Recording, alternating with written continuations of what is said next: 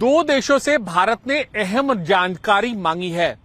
और एक अंतर्राष्ट्रीय समझौते के तहत भारत ने इन दो देशों से अहम जानकारी मांगी है। यह समझौता है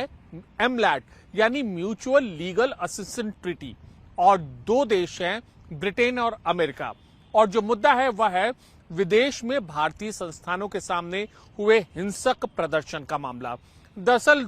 19 मार्च को और 2 जुलाई को 19 मार्च को ब्रिटेन में हाई कमीशन के सामने हिंसक प्रदर्शन हुआ था और 2 जुलाई को अमेरिका सैन फ्रांसिस्को में भारतीय काउंसलेट के सामने हिंसक प्रदर्शन हुआ था। दोनों ही मामलों में कुछ चीजें एकदम समान थी, मतलब खालिस्तानी अलगाववादी आतंकी तत्वों का वहां पर मौजूद होना, भारतीय संस्थानों को नुकसान पहुंचाना और सिलसिलेवार तरीके से एक हिंसक प्रदर्शन होता है जिसके बाद भारत की छवि को विदेश में खराब करने की कोशिश की जाती है। पूरे मामले को भारत सरकार ने बेहद संवेदनशीलता से लिया और नेशनल इन्वेस्टिगेटिंग एजेंसी को इस मामले की जो जांच है वह सौंपी गई और करीब 20-25 संदिग्धों की पहचान की गई। इन दोनों मामलों में 19 मार्च को ब्रिटेन में भारतीय उच्चायोग के सामने हुए हिंसक प्रदर्शन के मामले में और 2 जुलाई को सैन फ्रांसिस्को में इंडियन काउंसलेट के सामने हुए हिंसक प्रदर्शन के मामले में। अब जो वह जानकारी जुटाई है भारत की सरकार ने नेशनल इन्वेस्टिगेटिंग एजेंसी में,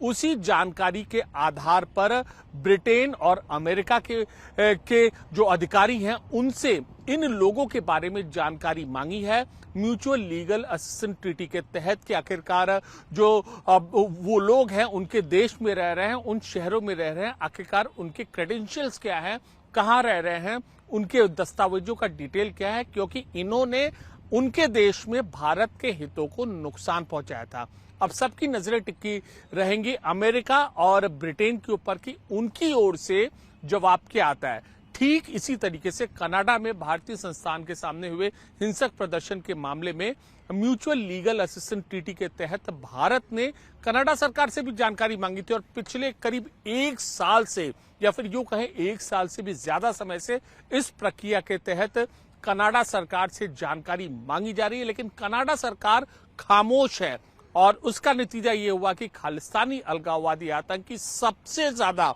पूरे विश्व में अगर कहीं पनप रहे हैं तो वो कनाडा में पनप रहे हैं और अब भी कनाडा सरकार, कनाडा के अधिकारी